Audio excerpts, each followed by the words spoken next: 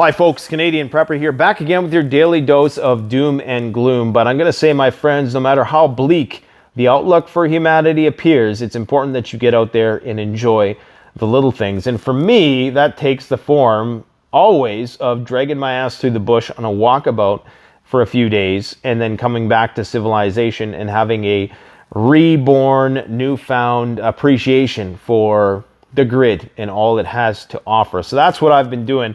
And that's why my eyes are all bloodshot, because I'm exhausted. Anyways, we had some fun and we were out there, you know, testing out some daisies like this little thing here, a little backpack survival shotgun spring assisted ordeal. We'll probably do a review on that. You know, I figure now that they're going to come for all the guns anyways, I might as well just crank out the firearms reviews while I still can. It's not something we do often on the channel, but I figure, what the hell? Everything is coming to a violent conclusion, so we might as well just enjoy every day and maximize it to the fullest with respect to exercising our civil liberties. Now, let's talk about shizzy hitting the fizzy.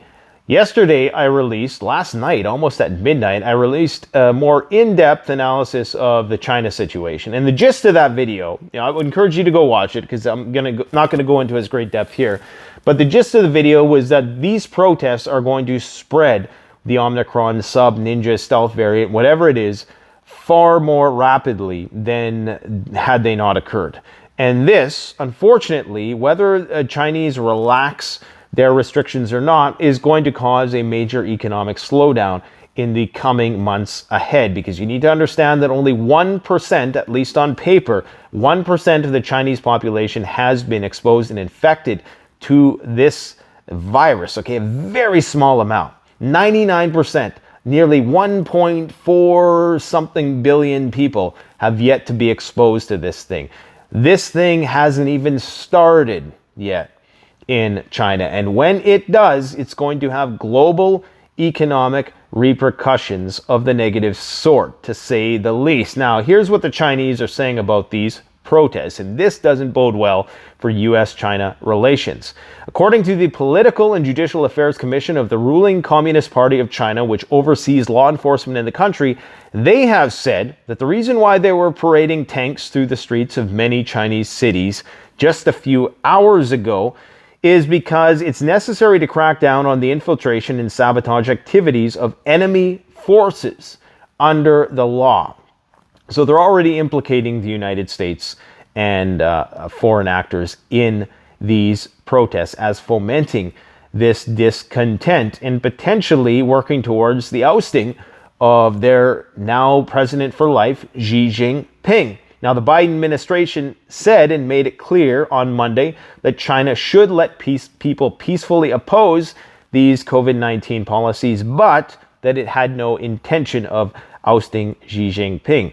Regardless, of course, we know that this is going to deepen the rift between the Chinese and the Americans. And anytime you have any protests, you can bet that during the George Floyd situation, that the Russians and the Chinese were in the chat forums trying to stir up trouble. You absolutely can bet, because this is what you would do. If you're at war, like you are, we're in the economic war phase still with China, but eventually it has to go kinetic. We can kick that can down the road for a while, but ultimately there will be a clash of titans. Regardless, this is a way to try to defeat your enemy without having to go to war directly with them. And this is happening all the time. So this is why you need to be very suspicious if and when you are going to be partaking in online activism.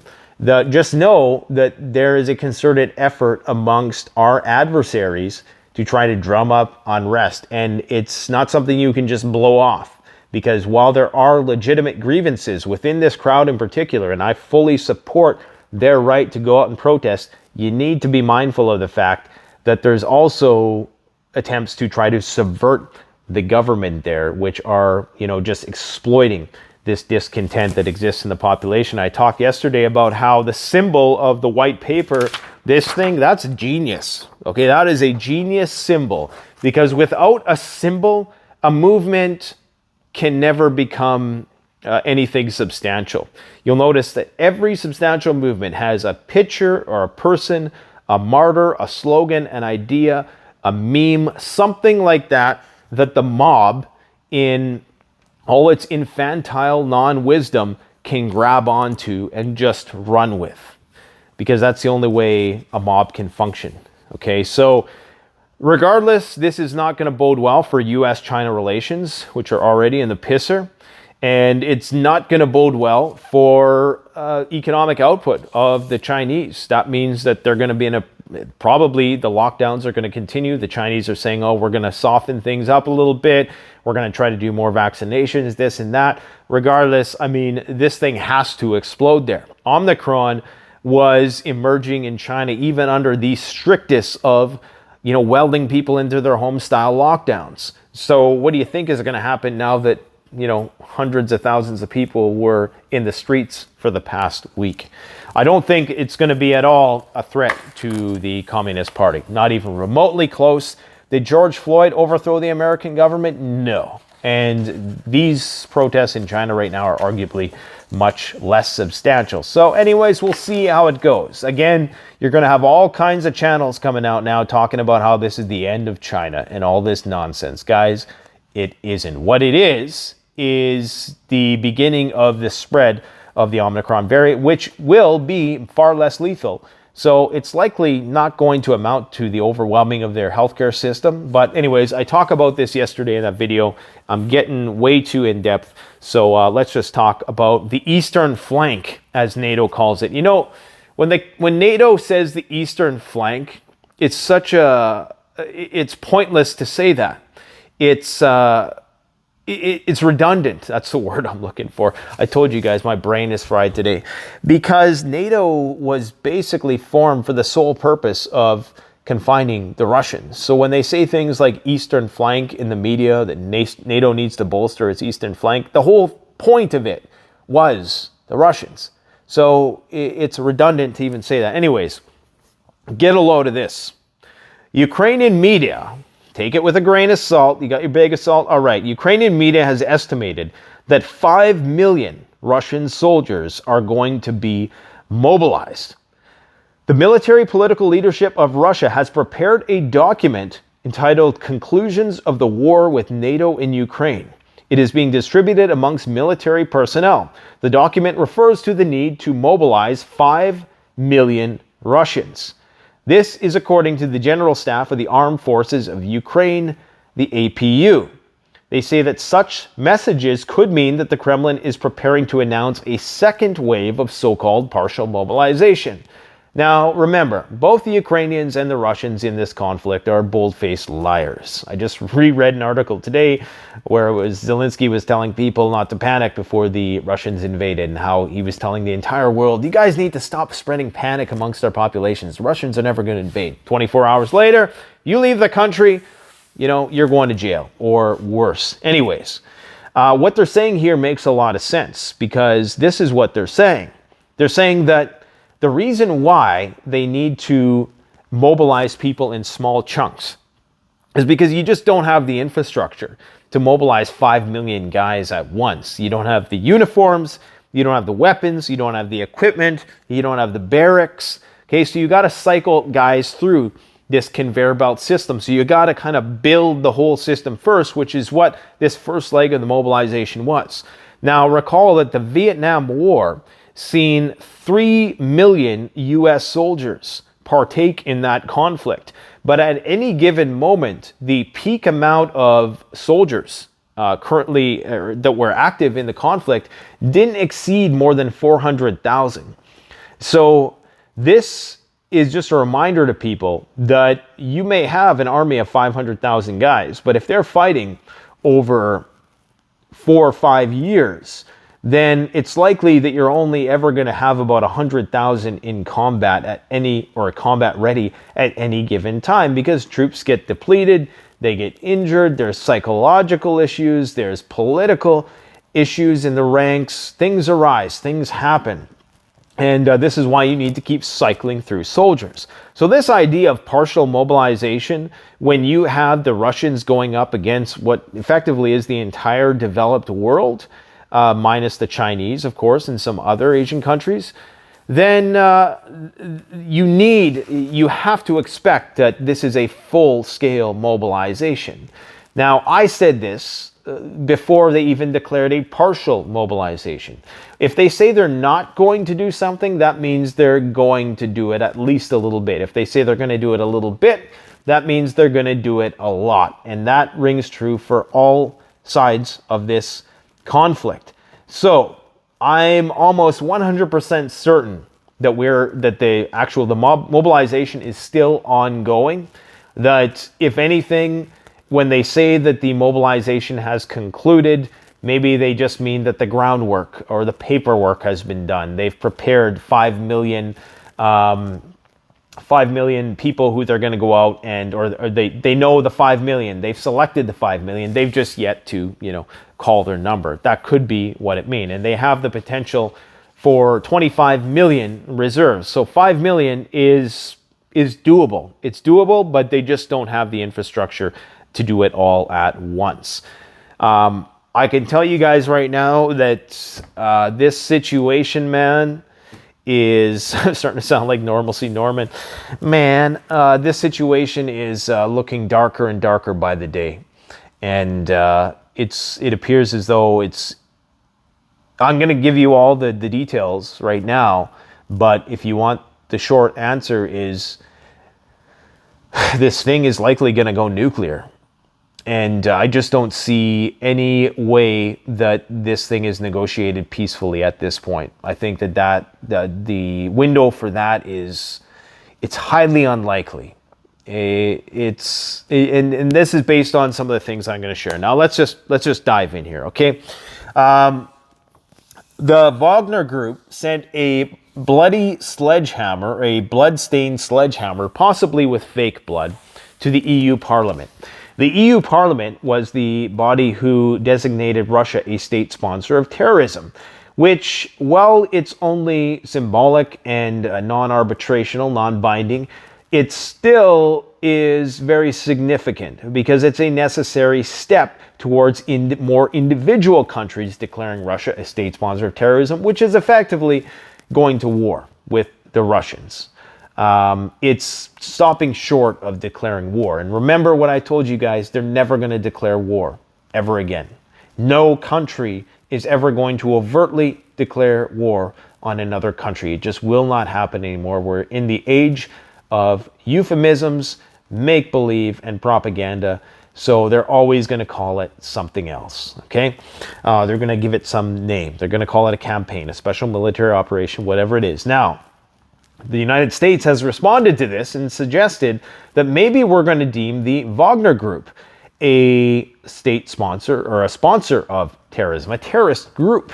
So this is a way that they can appease their domestic critics in Washington, the Russia hawks, by labeling one of the most integral groups in terms of what Russia can bring to bear in Ukraine, the group that has been very impactful in their fighting and in the Donbass and other places throughout Ukraine.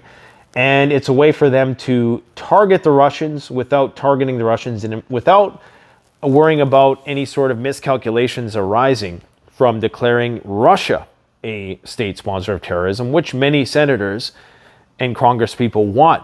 They're calling for that. But if they do that, almost immediately the DEFCON level escalates. It goes to DEFCON 2 because that means that you're only one small step away from an actual war. And because the leaders of these countries understand that declarations of war were a thing of the past, probably, I'm assuming that, throughout even the past few centuries, there really wasn't formal declarations of war. It's not so cut and dry. They call the campaign, they give it a name. It's never that direct. So anyways, the leaders, they understand this. So they know what a designation of state sponsor of terrorism actually means. So it was fairly significant to see the Wagner Group send that blood-stained sledgehammer to the EU Parliament.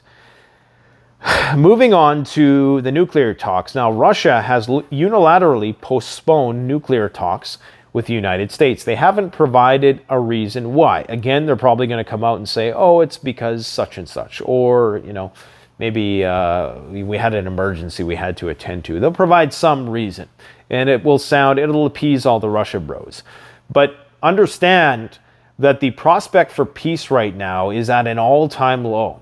I mean, Vladimir Putin came out just the other day, I don't know if I have the exact quote here, and he basically had said, I'm kind of jumping ahead in my notes here, but he basically said that he thought that Minsk II was a mistake. Okay, Minsk II was the agreement between Ukraine and Russia, brokered in part by Belarus and other nations, Western nations, to have a peace deal where, the Ukrainians wouldn't attack the Donbass, the Russians wouldn't attack Ukraine, and there would be no incursion into Ukrainian territory. Obviously, that fell through, but if he lacks faith in treaties and expresses regret, saying that we should have never honored this treaty, implying that we should have moved in a lot sooner, that does not bode well for the future of negotiations. That means that trust is at an all-time low. Because according to, and I'm not sure who exactly stated this, like I say, I'm getting way ahead of my notes here, but the Ukrainians did this deal, and this is what the Russians think. The only reason why they agreed to Minsk II was so that they could build up their military forces and buy themselves time. So now that Putin knows this, you see my bald head.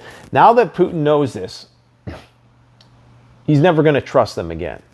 He's going to view every gesture of wanting to negotiate as just an attempt by the other side to buy time, and vice versa. We'll think the same thing of the Russians, and that's really what it's all about right now at this point in time.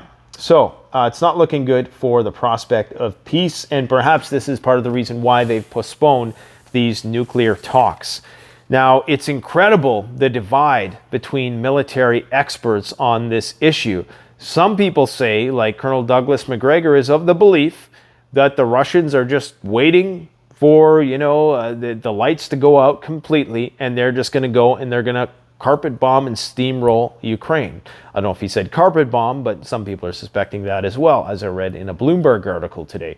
Other people have said that Russia's on their last legs, that they're planning on even retreating from the Zaporozhye nuclear power plant, that these minor gains that they've made in Bakhmut, that the plan all along was just to take the Donbass, and that these annexations of these other territories were just a diversionary tactic, and that Russia is, on the brink of collapse economically and militarily.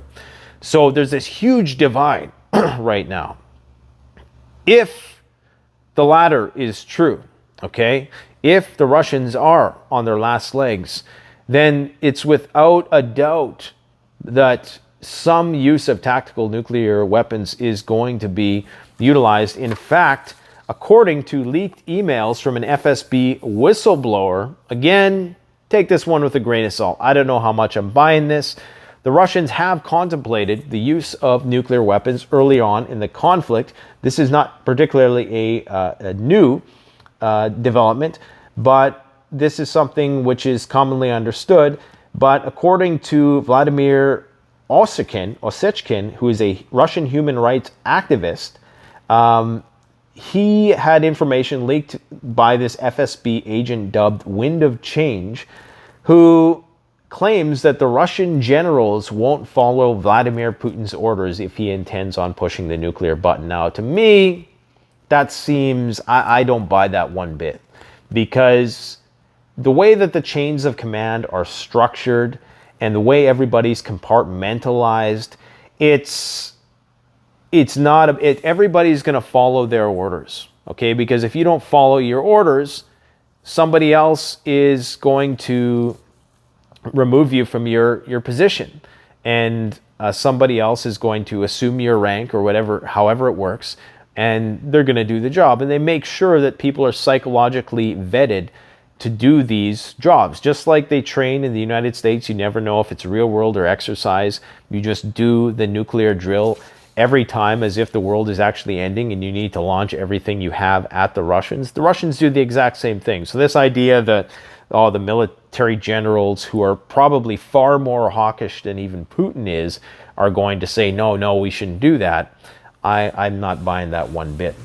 According to the Austrian Ministry of Defense, Ukraine will be totally cut off of electricity within the next 2 weeks. And for this reason, they need to send as much large-scale air defense systems as possible, as soon as possible.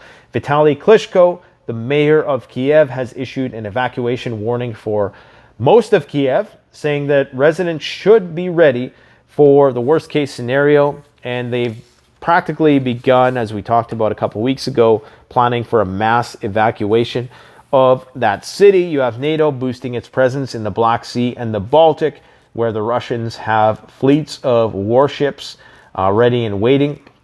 We have reports that 700 Ukrainian commandos are planning to take over the nuclear power plant. This is according to the regional commander, Vladimir Rogov. He's the regional commander of the Zaporozhye region. Okay, so if they take that nuclear power plant back, then they now have a bridgehead into the south. Then, I mean, the Russians cannot attack the nuclear power plant. So the Ukrainians will utilize the same nuclear shielding tactics that the Russians have, and that's where they're going to be able to make headway into the south. And then at that point, people are going to start talking about Russia losing this conflict. I'm not convinced of that at this point at all, but that's what people are going to say. So, of course, the Ukrainians are wanting longer range weapons. Their stocks are beginning to dwindle. 20 NATO countries are maxed out. Now, this is the problem, guys, is that as countries start to deplete their stocks of all their short range weapons, the only option is going to be to give Ukrainians the long range stuff. Because you deplete the stocks of the Javelins and the Stingers, and then you deplete the stocks of the HIMARS, and then now you got to step it up even more to the rockets that go further, the HIMAR version rockets that go even further. Now they're going to be sending these ground-launched small diameter bombs, which have only a 94-mile range, but this is just one more step in the escalation. You have talks of sending more warplanes, tanks, lots of armor, things of that nature. So a lot of this stuff is not going to be delivered, however, until early 2023. This signals that this war is likely going to rage on for a long, long time. And the deeper and deeper we go into this conflict, the more this conflict puts attritional stress on the Russian economy, the greater the likelihood that we're going to see a nuclear incident. And I almost think it's inevitable at this point, because neither side is ever going to trust each other again. This needs to culminate into what is hopefully going to be an isolated major crisis, disaster, something so abrupt that it brings other international players into the table, like China. I mean, Russia right now is at the behest of the Chinese. If the Chinese say, do what you want, the Russians are going to do what they want. But if the Chinese and the Indians and other BRICS members are saying, hey, we gotta negotiate, then the Russians are probably going to be more willing to negotiate. But until that time, the Russians have no reason to negotiate, because they still have plenty of customers for their oil. Speaking of which, that's coming in the next 7 days. It's looking far more likely that that price cap is going to come in, and who knows what number it's going to come in at. Anyways, we'll talk about that in just a minute. Kaliningrad, there's some issues there again with transporting goods to and from. That's the exclave of Russia. The more that becomes problematic, that's just another point of potential escalation between the Lithuanians and the Russians. The Lithuanians, recall, have declared Russia a state sponsor of terrorism, so they're already effectively at war, so it's only a matter of time, which is why they're trying to bring NATO into the fight while the getting is good. Kiev, current Ukraine power cuts are up to 60%. There are fears of Syrian-style carpet bombing being used once the winter sets in and once many of the civilians have been evacuated from these regions, that's likely when you're going to see the wholesale bombardment of places like Kiev and the other major cities.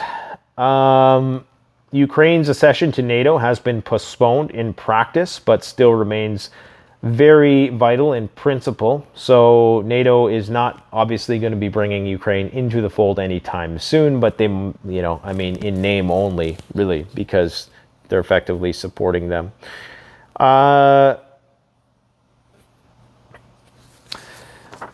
According to Ilya Matveev, a political scientist and academic, he told CNBC, he says this: "The very fact that Russia is still waging this war, despite its apparent defeats in March when its forces withdrew from Kiev, shows that Putin is desperate not to lose, that losing is not an option for him."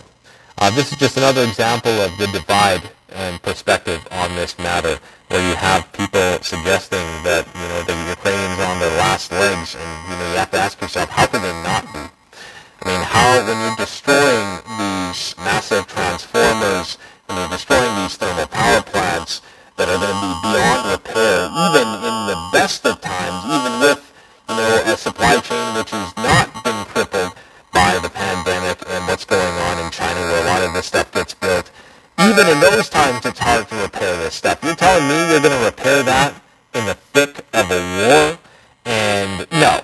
The temperature is dropping right now. Let's get real. We all know exactly what's going to happen. We all know exactly what's going to unfold. It's going to get really cold, and people are going to have no other option but to evacuate. Or it's going to be total war. And by total war, I mean every man, woman, and child is going to pick up a firearm and fight until the last person standing. I said I was going to talk about the Holodomor the other day, and I forgot about it. The Holodomor, if you don't know, was the Ukrainian famine. I'm not going to get into the politics of what caused it and this and that, but I would encourage you to go and research some of the stories of how people dealt with that famine. And if you want to have trouble sleeping tonight, just read some of the stories about mothers who had several children who were faced with all of their children dying unless they were forced to feed one of their children to all the other children. Okay, cannibalism was a reality in the 20th century, whether that was in the Ukrainian famine or the Chinese famine. And this is all the more reason to take food preparedness very, very seriously, especially in the modern day, where we've become so accustomed to eating meat. Now, a lot of people don't think about this, okay? That the fact that we consume so much meat in our diets, so many people are adapted to that. They don't know where it comes from. They don't care where it comes from. They just eat it. And don't you think that the sudden lack of that kind of protein is going to have an effect on people, that people's satiety is not going to be fulfilled by whatever other alternate means? Don't you think that when things get down to the wire, people are going to become the animals they truly are?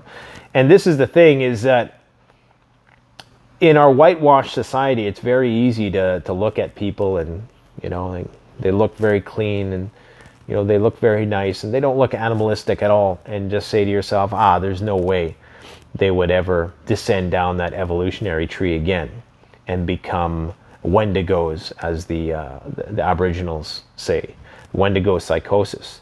That point of, and the reason why they call it that, the Wendigo was a mythical figure in Aboriginal lore that would consume the flesh of a human, and in consuming the flesh, he would grow twice his size. And every time he consumed somebody, he would grow twice his size, so he would never be fulfilled, you see.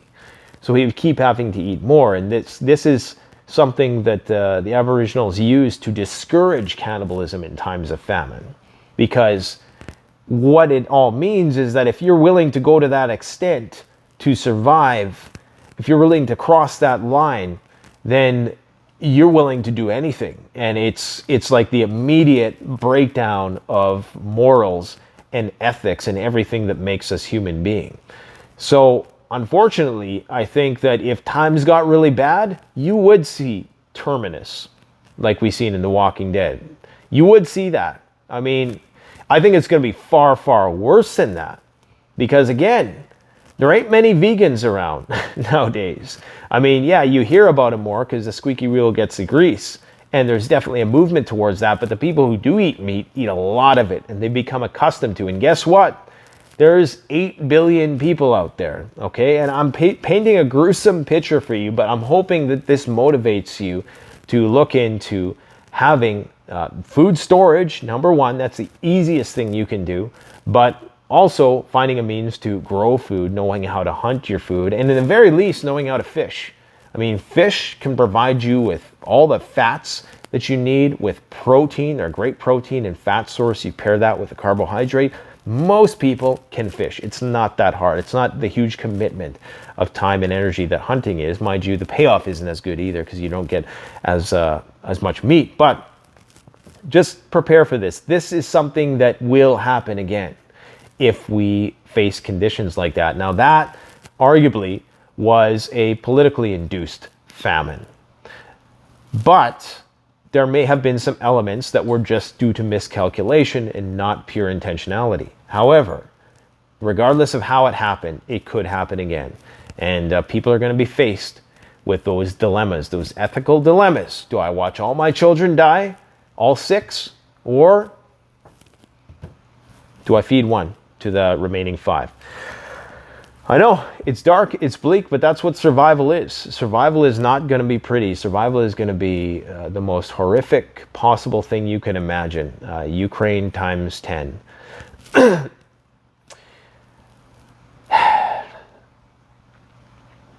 Where should we go from here? How do you go from talking about cannibalism back to current events?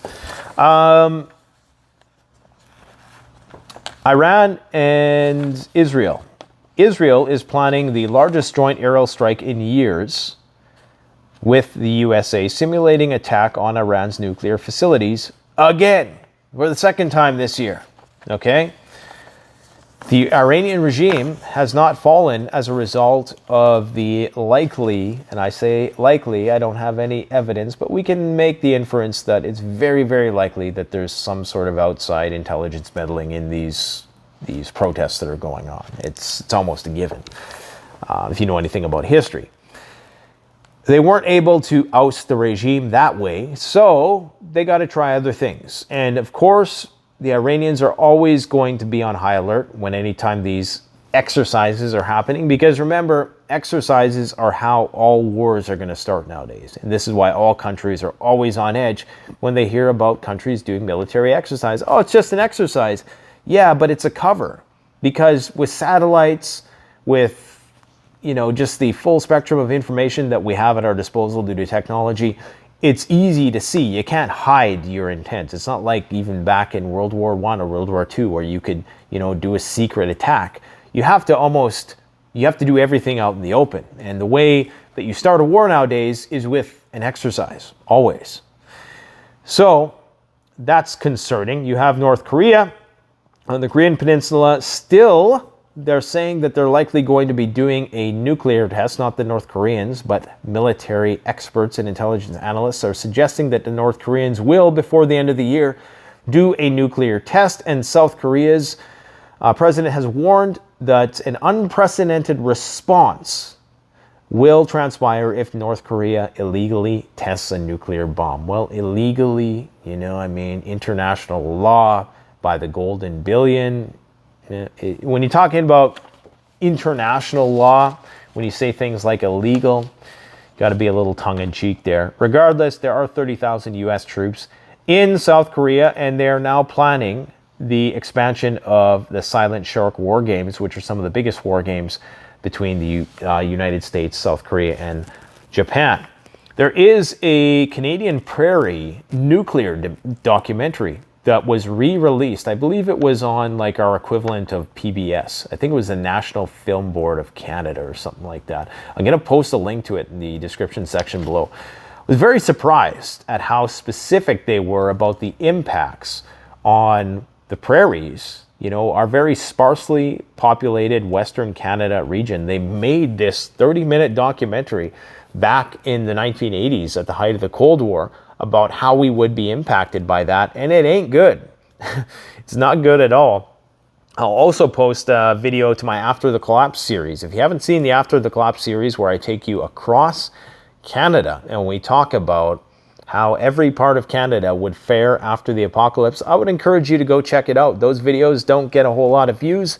It was back in my earlier editing days, so pardon me if the editing is just a little bit cringy, but I think you might find something worth contemplating in there. We have Robert Kiyosaki, who's saying that the biggest bubble in history is still around the corner and that he's ditching all of his paper assets.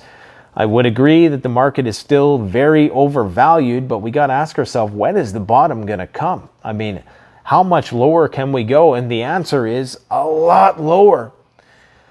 Like, the market is still so overvalued, believe it or not, in spite of all the pain that investors have endured this year. There's still a long way down to go, and that is very scary for a lot of people to hear that we're not even in a recession yet by the so-called authorities on the matter, when we all know that we've been in a recession for some time now. But it's going to be made official likely when either we start turning a corner or we go another step down into depressionary times.